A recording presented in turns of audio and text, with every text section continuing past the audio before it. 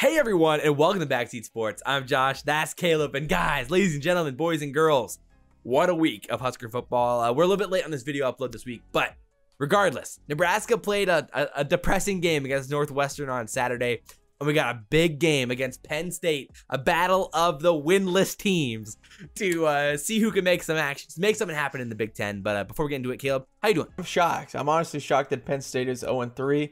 Everybody was definitely shaking in their boots and wrote this game off as 100% an L. Baby, we got a chance. We do. We do have a fighting chance here. We do. Obviously, I was very upset after the Northwestern game. I felt very good going into it. Yeah. But it was a good thing we didn't make a video the day afterwards. It would have been ugly. Yeah, I was upset. Ladies and gentlemen, we lost to Northwestern. It's painful. A dark place. And Mike Wilbon, everything he was saying, it would have felt nice. I know. Oh my word. Seriously though, it's insane. So in this video, we're gonna be, talking a little bit about the Northwestern game, of course, getting some context for Nebraska football heading into this Penn State game. Then we're gonna talk a little bit about Penn State, Husker football as a whole, some question marks, obviously some big time question marks, especially on the quarterback position. And then we'll give our keys to the game and some predictions. So a pretty packed video today. But without further ado, let's get right into it. So Northwestern obviously did not go our way this time around. A tough L coming, at the end of the game. We had a chance to make something happen with a 2-point conversion, hopefully, but we didn't even get the chance to have a chance at the 2-point conversion, so we couldn't get that score. Of course, Adrian got benched, Luke came in, question marks all over the place on this offense. Or Caleb, for you, like, what comes to mind? What do you learn about Nebraska in this game? Yeah, well, the nice thing is our defense did look improved like we thought it did against Ohio State. It showed again in this game, and we held Northwestern to 21 points. I mean, they scored, 43 points, the week before. So, I definitely and that was saw with us giving them the ball twice, so. Exactly. Yeah, even with 2 turnovers, to only allow 21 points. Felt really nice. Yeah. Miles Farmer came in and played great there with 2 interceptions in the first half, filling in for Cam Taylor. That was really exciting. Seeing our defense be able to force some turnovers. Again, the continuous pressure that we saw against Ohio State, we also saw again. Luke Reimer looked fantastic with he did. Leading the team in tackles with 10 tackles, 7 solo. We needed it too. Yeah, sack and tackle for loss. It was huge. A big spark plug. Obviously, our linebackers have been up and down in the past. Dude, and to feel like we have a solid position, somebody that we can rely on and trust. Him and JoJo will be a nice working piece in the linebacker core, and feel like they'll be able to clean up some messes. So yeah, I mean, I think positive. Going into the season, that was a huge question mark about who's going to step up in that linebacking core, and it looks like Reimers might be that guy, which is pretty exciting.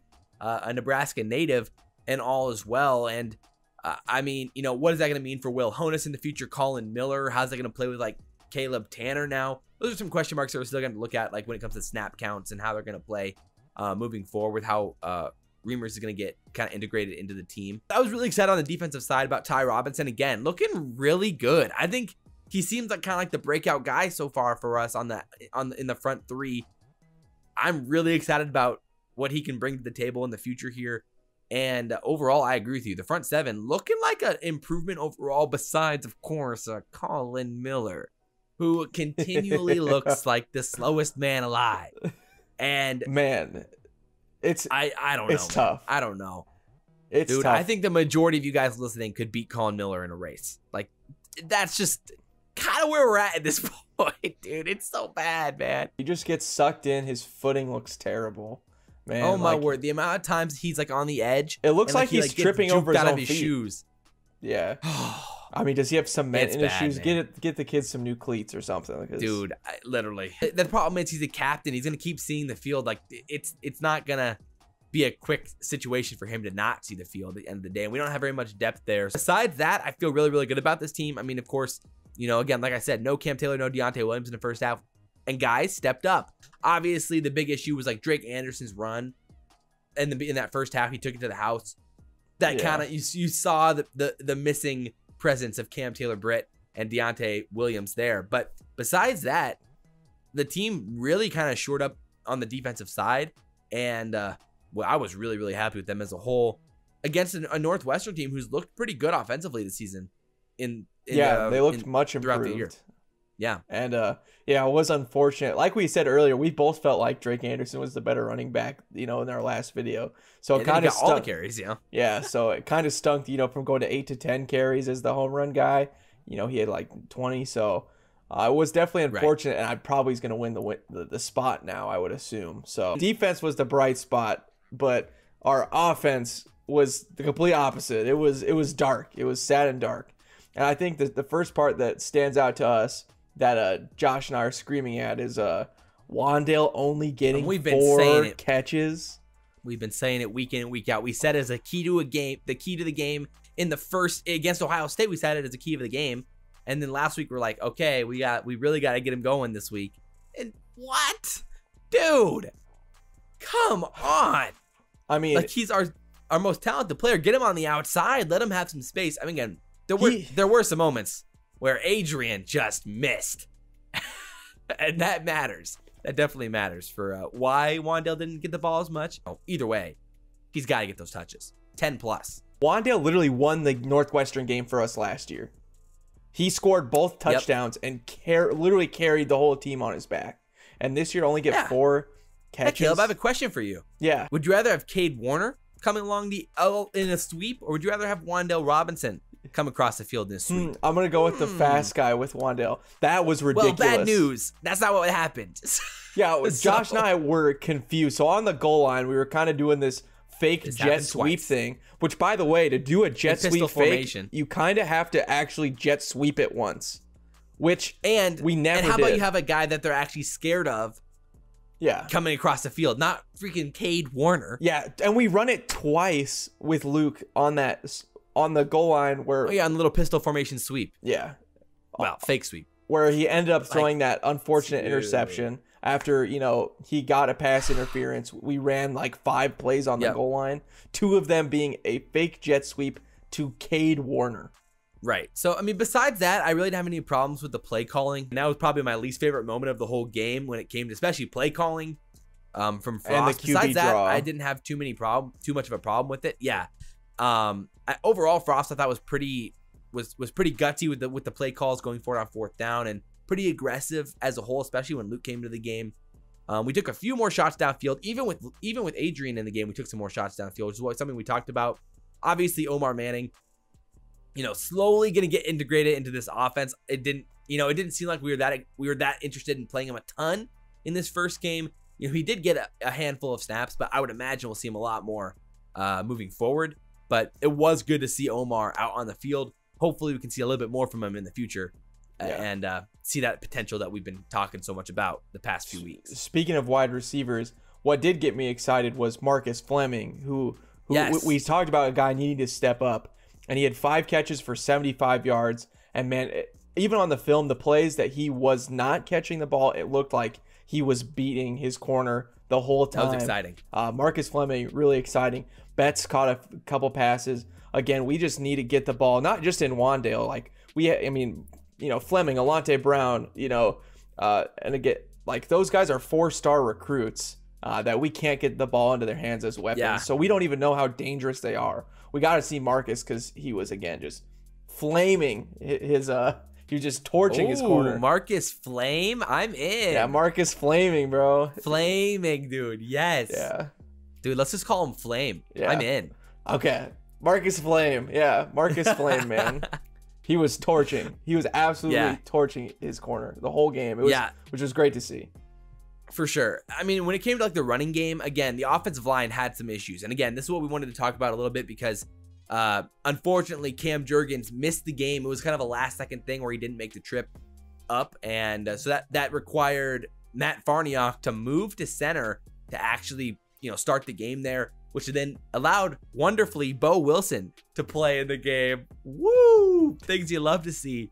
And so we had some problems. We're out for blood on the offensive line throughout the game, and not ideal situation there, which definitely I think threw a little bit of a wrench in Adrian Martinez, and I thought he showed us a little bit more of a lack of confidence in the offensive line, similar to what we saw in the middle of last season versus in Ohio State, where I felt like he had a little bit more confidence in the offensive line as a whole when he was playing, and felt like he threw a little bit more confidence, but that was not what we saw in this game overall. And that may have had to do with the lack of that confidence in the offensive line. But, you know, it's a really unfortunate situation. Right now, it's up in the air with what's going to happen with Cam Jurgens moving forward. But that was a definite influence in the game and part of why we struggle offensively. And it was extremely unfortunate. Yeah, it was very true. I think the one last bright spot I would say in the game was Dedrick Mills did have some great nice moments. Third down run plays. Mm-hmm. He had that really nice catch where he spins and stays in bounds. He had a 3rd and 1 where he plows over the linebacker one-on-one. I think it was Patty Fisher, their best linebacker, and he gets the first down. Obviously, that stretch touchdown. Just things that you need out of a third down back, and he has shown that he can provide that consistently. I think that's a really big spot going forward when we are in these close games. I think he's going to be able to get those first downs for us. Yeah, he seems like the type of guy that, like, once you get him into a little bit of a rhythm and, like, he starts getting a feel for the game, he starts running a lot better with more power, with more energy, and, like, seems to get energized more almost as the game moves along, as he gets into rhythm. And so hopefully we can, you know, find a little bit more ways to get him involved overall. But let's talk more about Let's talk about Penn State here. We'll definitely talk more about Nebraska at the end of the video, moving towards our predictions and X factors and keys as a whole. So when it comes to Penn State, this game, man, is pretty crazy. Penn State's only 3-point favorites in this game. A 56.5 point over under. Obviously, this game's being played in Lincoln, so that does, you know, come into effect with the line. If this was in Penn State, it'd probably be a 6-point line, maybe 6.5, depending on how much they're valuing the no crowds nowadays. Obviously, Nebraska's had a little bit of success against Penn State in the Big Ten, but right now it's a battle of the winless teams. Nebraska trying to avoid being 0-3. Penn State's trying to avoid being 0-4, which would be pretty insane if that ends up being the case. I mean, Caleb, what are your thoughts? Yeah, I mean, if you would have told me, you know, before the season started that we were only 3-point dogs to Penn State, I would be elated. I would think that, like, yo, how many games it was like we must have dominated against like Northwestern. Yeah, we must have beat Northwestern down. You know, must have competed against Ohio State, Wisconsin. Nope. You know, maybe we won, maybe we didn't. So, like, to have it be this case, oh man, it's definitely a positive feeling. But I feel very nervous. Our team needs to be very prepared and needs to be able to finish out a game because Penn State is desperate for a win. Not that we are. We're also desperate for a win. And I think it's the hungrier team who can finish out a game in the fourth quarter. On. It's seeing Penn State at 0-3. That's pretty desperate. I mean, they're coming off of losses, like a devastating loss to Indiana, and I'm wondering if that really derailed them as a team this season. They had no reason to lose that game. If they're, I can't remember which running back it was, but one of the running backs, if he goes down at the goal line, they win that game. Instead, he goes in for a touchdown. If he goes in for a touchdown, they can't kneel it out, and they end up losing in overtime. Nuts. And they lost 36-35 against Indiana. Michael Penix pulled a miracle in that one. Then they go play Ohio State, a second, you know, of course, a tough game for them. Ohio State was in control most of the time, but at the end of the day, it was a 13-point loss, but it was closer in the score than it was really in the game as a whole. Yeah, and Ohio State was up by like 20 the whole time. It was never close. And then they went to go play against Talia Tagovailoa, and holy moly, he had himself a game again. And Maryland beat them 35-19 at home. That's tough, and especially when Maryland got and especially when a team like Maryland, who started off the year getting blown out by Northwestern, you're like, you know, hey. 43 and then they beat points. 43-3. And then they beat Minnesota in a crazy game, and then they end up beating Penn State. So it's really tough to kind of figure out where Penn State's at this point. As a squad, you know, they've had question marks at a handful of different positions this year. I mean, you know, what do you feel about Penn State at this point? Sean Clifford, their quarterback, has had his ups and downs this season. They absolutely hurl the ball at Penn State. It feels like they are not comfortable running it. They're not averaging a lot. No, they're not. They're not. Yeah, Clifford is running the most. He has 150 rush yards in 3 games. He's the leading rusher. That's crazy. So, I mean, that's obviously not great for Penn State.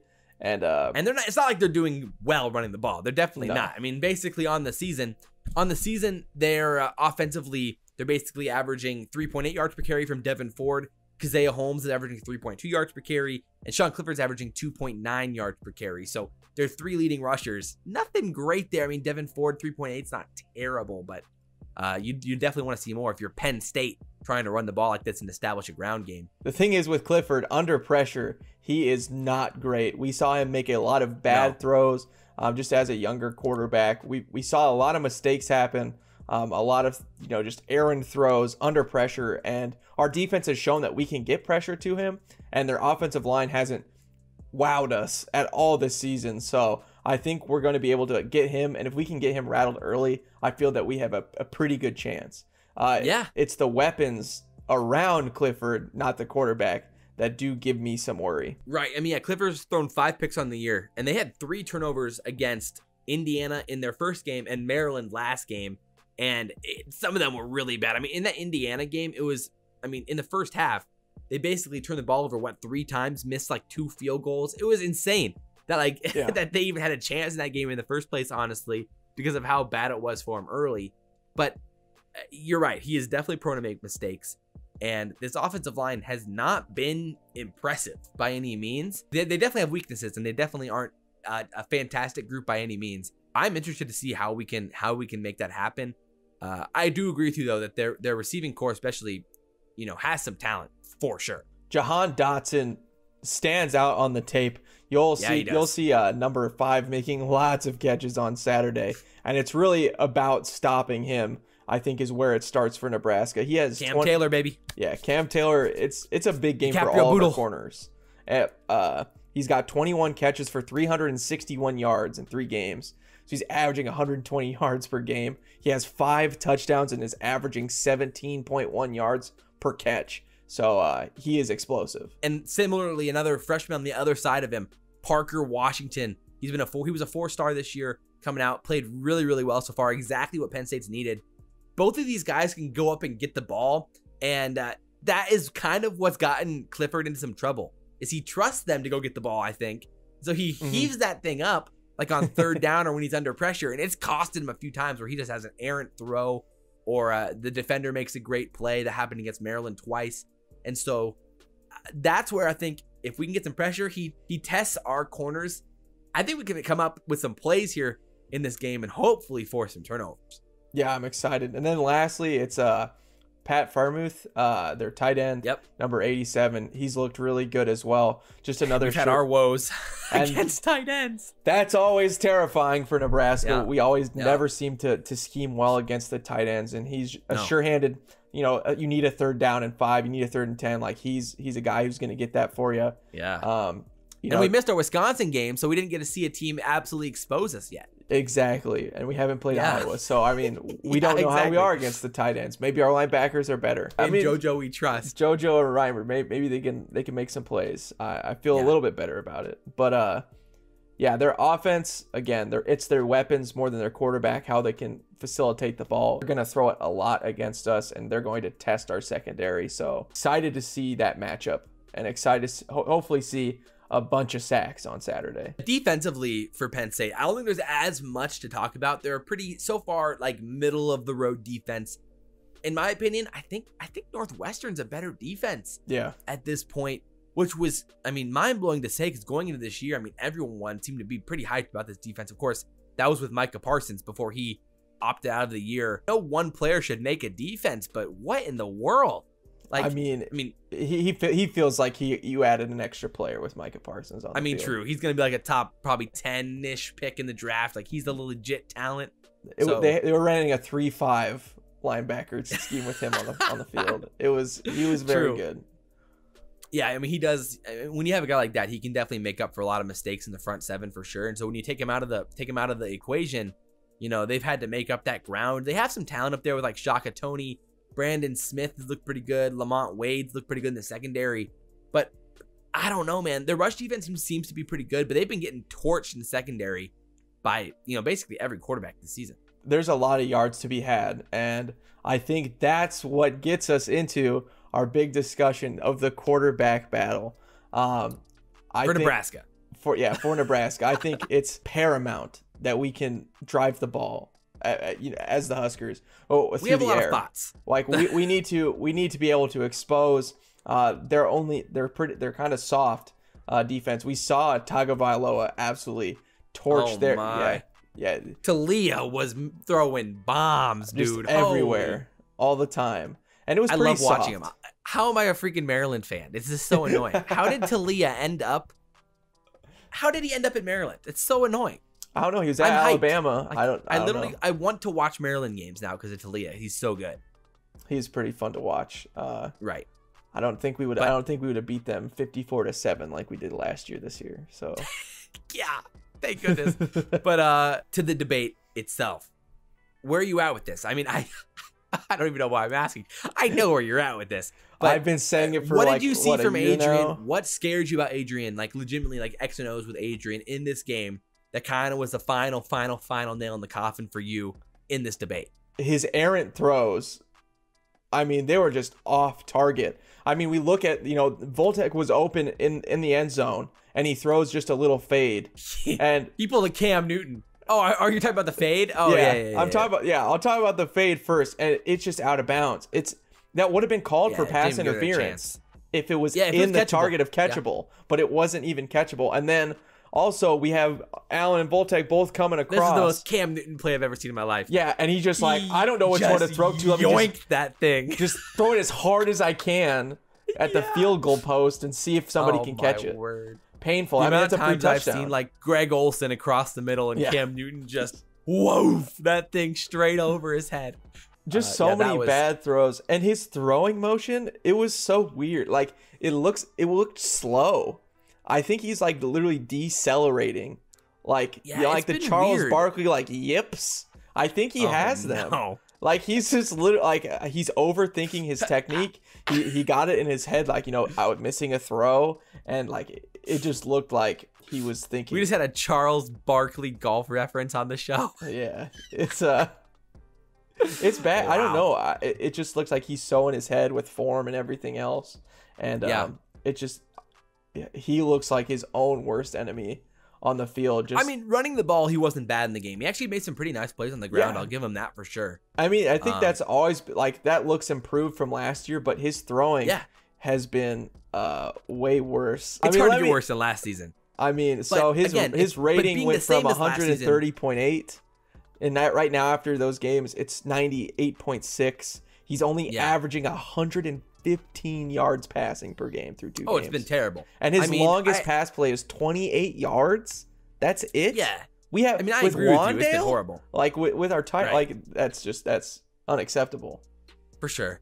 I agree. I mean, at the end of the day, I think you make a good argument. We talked about it before we started recording, was that, if you start Adrian or if you start Luke, what are you actually like? What's the downside? At worst, you have the exact same player. At best, you have a guy who can actually throw the ball downfield, make smarter decisions, makes faster decisions, and you could even debate maybe even a little bit more explosive on the ground anyway. So it's like, I mean, what's the downside at this point? He looks like the better runner. As good as Adrian is, Luke looks better. And the other thing is, Dedrick Mills said it, which was huge, is with tempo, which is what Frost is all about. That the offense runs better like with Luke. Better.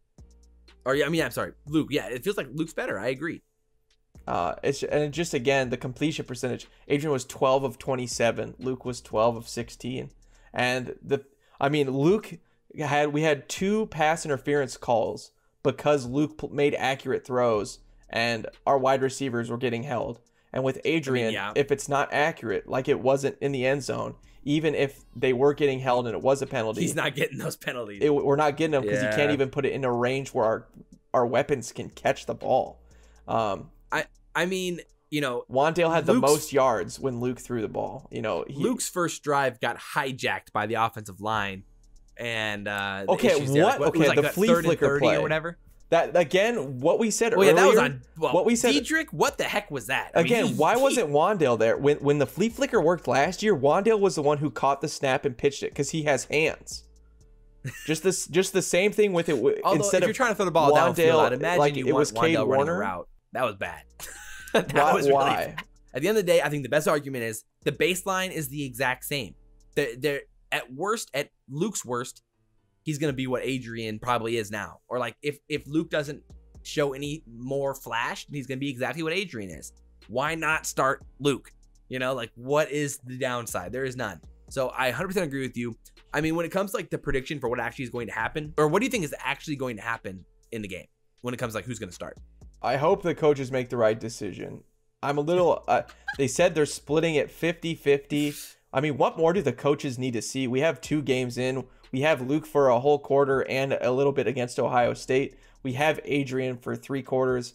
Why are we splitting the snaps 50-50 at this point? I mean, fans were calling for Luke last year. Okay, and now we've seen way more tape. We've seen, you know, again, we can't see practice. We can only see what's on the field. And what's on the field seems obvious at this point that it's Luke. It does. It's frustrating. Like, I hope they make the right decision. And I think they'll put Luke. You think it's going to be Luke? I think there's just this hard thing with Frost. Like, he sees himself in Adrian because he's a quarterback. And the captain status too. It's like, yeah, you know, where's that at with the team? I think it's hard for him, but like he's got to make the hard decision as the head coach. And yeah, if he wants to win games at this point, it seems to me like that Luke is the right choice. I agree. So let's talk about a few other questions for Nebraska before we get straight into the keys of the game. So a few other questions. I mean, offensive line. The big question is, are we going to have Cam Jurgens? I don't know. If we don't have Cam Jurgens, you know, what do we need to expect, or what do you hope to see from the offensive line? We played 13 O-linemen that first game. I think we probably have like 7 or 8 pretty serviceable guys. I'd say, I mean, just keep those guys fresh and rotated on it. You know, Matt Farniok did pretty okay. Obviously, there was some mistakes. There's always going to be some mistakes from everybody. I think Shaka Toney will create some problems for them, but I think that our offensive line will be okay. I mean, I'll be a little bit worried. Penalties. Right. That's the big question. I mean, Cam Jurgens, with his absence, the offensive line did seem flustered. They were definitely more prone to make mistakes. Penalties-wise, we had a handful of false starts and just penalties all over the place. So that can't be happening if we want to try to win games like this. I think overall we can move on to the keys of the game and just go from there from now. So what for you come to mind when you think keys of the game, X factors? What's it going to take for this game to be a dub, specifically for Nebraska? It starts with our offense converting points. We've seen this problem now. This is year 3. And we talk about, oh, Nebraska can get so many yards and this and that. But when it comes to being able to punch the ball into pay dirt, we've fallen flat. And we both saw a lot of plays at the goal line that just looked bad. We need that play calling to be sharpened up. And I think we're going to be able to get yards on Penn State. Are we going to be able to punch it in? Obviously, you always hope you can go, you know, 100% in the red zone. But the play calling was definitely a little bit questionable. And I don't know why we're not trying to get Wan'Dale the ball in the red zone. Like, what? You know, like that has to be happening. That has to be happening at the end of the day. And I can't believe we're not even keeping him honest with like a jet sweep. I know, it's crazy. Not even once. You think that Frost would have been trying to pull, you know, as many cats out of the hat with this game at Northwestern, the game that was winnable, the game that we had that was so important in the Big Ten West. If you win that game, and with Penn State, you know, struggling, now you're looking at our schedule and you're like, oh my word, if we win that game, we have a legit chance. But because you lose that game, now you have to beat Penn State to even have a chance at all in the Big Ten West, which again, I mean, us talking about a chance in the Big Ten West at this point is still a little bit ridiculous. But all things considered, I agree. Red zone efficiency, obviously, so crucial. In the same tone, third down efficiency for Nebraska was so trash. 4 for 16 against Northwestern, and that's got to change. I mean, we put ourselves into some tough situations on first and second down where we were playing in third and long. So overall, you know, when the offense improves, that improves your third down efficiency. If you're better on first and second down, you'll be better on third down inherently. So that's something to pay attention to at least. That's kind of more like an X factor in the game. You know, how do we look on third down, moving the ball, getting into more manageable situations for us? That's 100% something that has to be watched for in this game for sure. So another thing I think when it comes to a key to the game specifically is I think we can attack the middle of the field against Penn State. This is what Maryland did very, very well. They hit some guys wide open in the middle of the field, used their receivers' speed, which of course Maryland, that's one thing they always have, is speed. And we have guys who have speed on the outside. Alante Brown, Xavier Betts, Wan'Dale. Like, we have so many guys who can make things happen. We just got to get the ball in their hands. And if we can, I think we can make some big time plays happen. And I think they're going to be open and available to hit across the middle of the field like that if we can make it happen and hit those guys. So that's definitely a key to the game for me. And again, I think that just goes back to Lubbock said it this week. He was like, a lot of times the big plays are routine plays that, it breaks, one guy breaks tackles. And to me, so that comes down to completion percentage of the football. That's being able to get it into our weapons' hands. And again, Adrian was 44%. 12 of 27. Yeah. And, and while Luke was 75%, 12 of 16. It's about getting the football in the weapons' hands. And we've been screaming it about Wan'Dale. It's frustrating. But not just that. I want to see these 4-star talented wide receivers that we've recruited. Fleming looked, Fleming looked great. I think Xavier Betts can look great, but I don't know. They're getting the ball once or twice a game. That's not enough for them to get into rhythm to make drives. So they need the ball 3, 4, 5, 6 times a game, each of those guys. For sure. For us, for them to get comfortable. On the defensive side, I think for me, we can get pressure on Sean Clifford. And like what we talked about, obviously a key to the game every week is turnovers. Duh. It always is. But this week specifically, we've seen Clifford's, proneness to make mistakes, especially when under pressure. He's put the ball on the ground multiple times this year while getting hit in the pocket. He's pretty prone to kind of just go down under pressure. He's much more of like that kind of more typical pocket passer in a lot of ways where he's willing to go down if under pressure. So if we can get there, I think we can have a lot of success forcing 2nd and long, 3rd and long, and getting Clifford to kind of heave up some of those jump balls.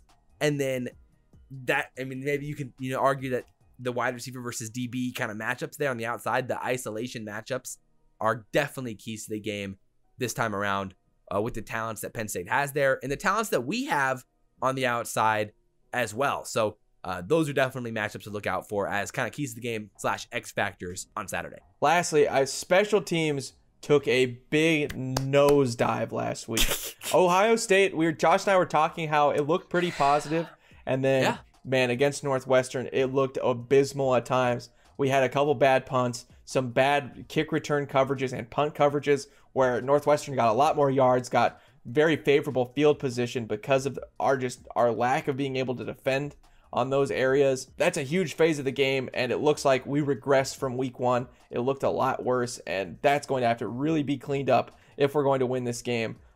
Again, special teams is so important. It's overlooked, but man, it's so important, and we were not good last week. With that said, let's get into our predictions here. All right, Caleb, take us away. What do you got here? Who's winning this game? It depends on who starts the game for me. So I think of course, if Adrian starts, we literally said this before the year too. We made predictions like this. No, we actually called this. This is what we called. We said it was going to be, this game. Yeah, this game was probably the switch. Wow, we're prophetic. Look at us go. We are. If Adrian starts, we're going to lose 19-28. It's just, oh wow. It's our lack of ability to finish on the offense in the second half. It's that third quarter. 19. That's a bold number. 19-28. I mean, that's it's not that number. crazy. I like it. I mean, it's like a missed extra point. I mean, that's not that great. No, I think it's more like we get 1 touchdown and like 4 field goals. Oh my. Wow. Or we have to go for 2 or something. But with him, I don't see us winning because our offense is going to stall. Our special teams isn't going to be able to be put in a good position to be successful. And then Penn State scores some points. And Adrian will probably turn it over as well. In an inopportune moment. That's just what we've seen. We've seen this now for 2.25 years from Adrian Martinez. It's been the same story over and over and over again. I saw somebody tweet, why does it feel like I'm watching the same game? It's because it is the same game. Adrian Martinez does the same thing every time. So I think if Luke starts, it's going to be a close game. Again, Penn State is very, very hungry, and they want to win this game. And this means a lot to them. It feels like a coin toss if Luke starts, but I'll take Nebraska 31-28 in a win. Ooh, man. So Caleb's got 2 predictions here, the Adrian prediction and the Luke prediction. I guess I can follow the same route. I think if Adrian starts, we're definitely losing. I mean, I agree. The upside with the offense. I don't know how we ever would hit like 30-ish points with Adrian unless it's like multiple turnovers near the goal line. That's probably the only way. If Adrian starts, I'll take us losing 28-20. If Luke starts, I think I can take the win for us as well. I'm going to go 28-24 with the X factor being that we get Omar Manning into rhythm. We start throwing the ball downfield. Things start opening up across the middle of the field for us. And we start, getting some points on the board. And Sean Clifford, he makes mistakes. Turns the ball over 3 times in this game. And we only turn the ball over once. We have a +2 turnover margin and win the game 28-24 in a close one still in Memorial Stadium. I think with Luke, it gives our defense time to take breaths. And True. I think our defense can play a really good game this Saturday. I think they can surprise us. Yeah. I'm optimistic that we don't get blown out in this game. I'll be very surprised if we lose by 2 or more touchdowns. Very surprised. Yeah. But, I mean, that's a soundbite clip that can come back to bite us in the butt if things start going wrong for us. But who knows nowadays? It's college football. It's the Big Ten. Anything can happen. But drop all your comments down below about what you guys think could happen here. We know, like we always say, you guys always have your opinions. So drop them down below and let us know what you guys think. But as always, guys, hit the notification bell. We do appreciate that. And YouTube can be a little bit weird with the notifications nowadays. So make sure you hit that so you don't miss an upload. But as always, guys, I'm Josh. That's Caleb. This is Backseat Sports. And guys, we will see you next time. We out. It'll be great.